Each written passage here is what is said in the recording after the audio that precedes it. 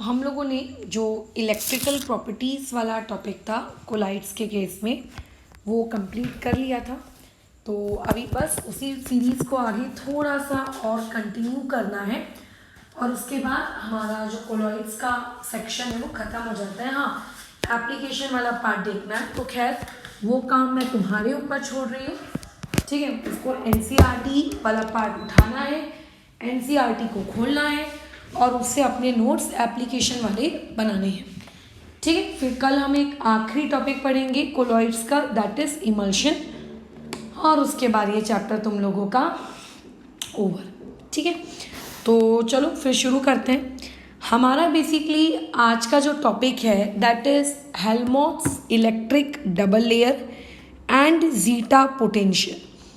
तो सबसे पहले तो तुमको ये बात समझनी होगी, ठीक है, कि हेल्महोल्ट्ज़ इलेक्ट्रिक डबल लेयर आखिर क्या है और जीटा पोटेंशियल क्या है।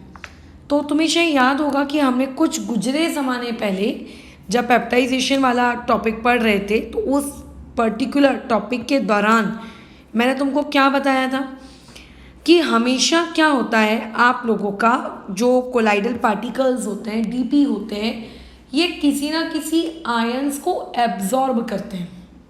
सही कह रही हूँ, किसी ना किसी आयन को ये लोग क्या करते हैं, एब्जॉर्ब करते हैं। हो सकता है कि जो आयन एक्सेस क्वांटिटी में है और जो आपका क्या कहते हैं कॉमन है वो उसको एब्जॉर्ब कर लेंगे। कई बार ऐसा होता है कि कोई आयन सिर्फ एक्सेस क्वांटिटी में होता है बट वो कॉमन नहीं होता, बट फिर भी वो कैसा है, एब्जॉर्ब हो जाता है।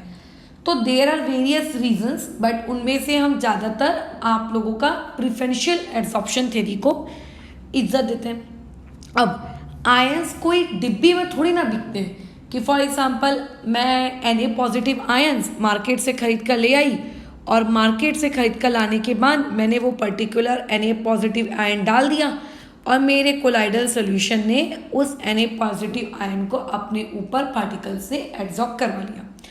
ऐसा तो नहीं होता है। आखिर होता क्या है, अगर आपको किसी भी डीपी, ठीक है, अगर आपके पास मान लेते हैं ये डीपी है और आप चाहते हो कि आपके डीपी के ऊपर क्या हो जाए, बोलो, कोई भी कोलाइडल पार्टिकल आके सेटल डाउन हो जाए, मतलब नॉट कोलाइडल पार्टिकल, कोई भी आयन आके एब्जॉर्ब हो जाए, तो अगर तुम चाहते हो कि डीपी के ऊपर निगेटिव आयन आकर एब्जॉर्ब हो तो मार्केट में कभी भी निगेटिव आयंस बिकते नहीं हैं कि डिब्बी है, इस डिब्बी के अंदर निगेटिव आयंस भरे, लेकर जाओ और जाकर उसको एब्जॉर्ब करवा लो। ऐसा नहीं होता। आपको एक इलेक्ट्रोलाइट डालना पड़ता है। वो एक ऐसा इलेक्ट्रोलाइट जब आप उसको कोलाइडल सॉल्यूशन के अंदर डालते हो तो कोलाइडल सॉल्यूशन के अंदर जाने के बाद वो पॉजिटिव आयंस भी क्रिएट करता है एज वेल एज वो निगेटिव आयन भी क्रिएट करता है। और अगर आपके डीपी को निगेटिव आयन एब्जॉर्ब करना है तो वो निगेटिव एब्जॉर्ब कर लेगा और जो पॉजिटिव आयन है वो एब्जॉर्ब नहीं होगा, है ना। मैंने बताया था इससे पहले भी। और पॉजिटिव आयन आपका इस तरीके से डीएम में, बोलो क्या होगा, पड़ा रहेगा चिल करते हुए, ठीक है। ये ऐसा एकदम डीएम में वो क्या है, सस्पेंडेड है। पॉजिटिव आयन इस तरीके से डीएम में मौजूद होता है। या फिर इसका वाइस वर्सा भी पॉसिबल है कि पॉजिटिव आयन आप लोगों के किस पे, डीपी के पार्टिकल के ऊपर आके एब्जॉर्ब हो गया और जो निगेटिव आयन थे वो आपके कोलाइडल सोल्यूशन में, यानी कि मैं कहूँ डीएम में सस्पेंडेड है, फैले हुए हैं। ये तो हम लोग कहानी जानते ही हैं, राइट। अच्छा, तो ये जो निगेटिव आयंस या फिर पॉजिटिव आयंस जो उस डीपी के ऊपर आकर एब्जॉर्ब हुए, तुम देखो अगर मैं सारे आयंस को ज्वाइन करूँ इस तरीके से तो क्या बन रहा है, आप लोगों का एक स्पीयर शेप तैयार हो रही है, राइट। क्या बन रही है, एक स्पीयर शेप तैयार हो रही है। इसको बेसिकली हम लोग कहते हैं फिक्स्ड लेयर, ठीक है। इसको हम लोग क्या कहते हैं, फिक्स्ड लेयर। तो बेसिकली फिक्स्ड लेयर हम कहते किसको है, फिक्स्ड लेयर आयंस की उस सराउंडिंग को कहते हैं जो डीपी के ऊपर एब्जॉर्ब होती है। अब देखो डीपी के ऊपर वो आयंस एब्जॉर्ब हो गए और उनका जो काउंटर आयन था जो डीपी के ऊपर एब्जॉर्ब नहीं हो पाया वो सॉल्यूशन में सस्पेंडेड है, है ना, डीएम में सस्पेंडेड है। बट उन्हीं काउंटर आयंस में से कुछ काउंटर आयंस ऐसे होते हैं जो क्या करते हैं, आप लोगों के फिक्स्ड लेयर के पास जो निगेटिव चार्ज है उसके आजू बाजू एक और बोलो क्या कर लेते हैं, खुद को जाकर सराउंड कर लेते हैं, खुद को जाकर बोलो क्या कर लेते हैं, सराउंड करवा लेते हैं। मतलब कुछ चार्ज डीएम में भी फैले हैं बट कुछ चार्ज इसी स्पिरिकल शेप के या फिर लगभग वैसी ही शेप के फॉर्म में, ठीक है, उसको बोलो क्या कर लेते हैं, सराउंड करवा लेते हैं। ठीक है, क्या कर लेते हैं, उसको सराउंड करवा लेते हैं, ये इस तरीके से। तो आप क्या कहते हो कि आपके डीपी के ऊपर आयंस एड्सॉर्ब हुए, लेट्स से नेगेटिव, और पॉजिटिव को कहाँ होना चाहिए था, डीएम में होना चाहिए था, होते भी हैं बट उनमें से कुछ उस नेगेटिव के आजू बाजू भी पाए जाते हैं एंड दैट आजू बाजू के ions are known as, their formation is known as electric double layer. ठीक है, इसको हम लोग क्या कहते हैं, इलेक्ट्रिक डबल लेयर। अब तुम समझ गए होगे इसको डबल लेयर क्यों कहते हैं, क्योंकि एक लेयर ऑलरेडी अंदर बन चुकी थी और एक लेयर खैर आपने अभी बनाई, इसीलिए इस पर्टिकुलर चीज़ को हम लोग क्या कहते हैं, आप लोगों की इलेक्ट्रिक डबल लेयर कहते हैं। राइट, क्या कहते हैं इसको, इलेक्ट्रिक डबल लेयर। अगर ऐसा होता कि डीपी के ऊपर पॉजिटिव वाले आकर एड्सॉर्ब हुए हैं तो आजू बाजू की जो लेयर होती वो कौन सी वाली होती, वो निगेटिव वाली होती, यानी कि उल्टा चलता। ठीक है, यानी कि कैसा काम चलता, बोलो उल्टा काम चलता, कि जो भी पार्टिकल एड्सॉर्ब हुआ है उसका अपोजिट बोलो क्या होगा, आजू बाजू में एक लेयर तैयार करेगा, आजू बाजू में क्या करेगा, लेयर तैयार करेगा। इस पर्टिकुलर बाहर वाली लेयर को हम लोग क्या कहते हैं, डिफ्यूज्ड लेयर। इसे हम लोग क्या कहते हैं, डिफ्यूज्ड लेयर। अच्छा मैंने इलेक्ट्रिक लिख दिया क्या, सॉरी। इसको हम लोग क्या कहते हैं, डिफ्यूज्ड लेयर। और अंदर वाली आपकी जो फिक्स्ड लेयर है और जो बाहर वाली डिफ्यूज्ड लेयर है, इन दोनों के कॉम्बिनेशन को कहते हैं इलेक्ट्रिक डबल लेयर, या फिर आप इसको कहते हो हेल्महोल्ट्ज़ डबल लेयर। ये होती है कहानी। जो बाजू वाली है ना डिफ्यूज्ड लेयर, उसका वर्ड नाम डिफ्यूज्ड इसीलिए रखा है कि अगर बाहर से किसी इलेक्ट्रोलाइट ने अटैक किया तो ये इतनी वीकली हेल्ड होती है कि थोड़े से ही अटैक में वो उस नेगेटिव के बाजू से भाग जाती है। कौन रहे इस नेगेटिव के बाजू में, चलो छोड़कर निकलो अपना यहाँ से, ये इस तरीके का एटीट्यूड वो रखती है। ठीक है, इसीलिए इसको डिफ्यूज कहते हैं। ये पार्टिकल्स कैसे होते हैं, वीकली हेल्ड होते हैं। कैसे होते हैं, वीकली हेल्ड। अच्छा, तो ये तो समझ गए कि हेल्महोल्ट्ज़ डबल लेयर क्या थी। अच्छा, अब एक बात बताओ, तुम्हें नहीं लगता ये एक प्रकार से कॉम्बिनेशन बन चुका है कि ये नेगेटिव चार्ज है मैडम, ये देखो पॉजिटिव चार्ज है। और फिजिक्स में हम सीखते हैं कि नेगेटिव और पॉजिटिव जहाँ जहाँ क्रिएट होते हैं वहाँ पे एक क्या क्रिएट होता है, एक पोटेंशियल क्रिएट होता है।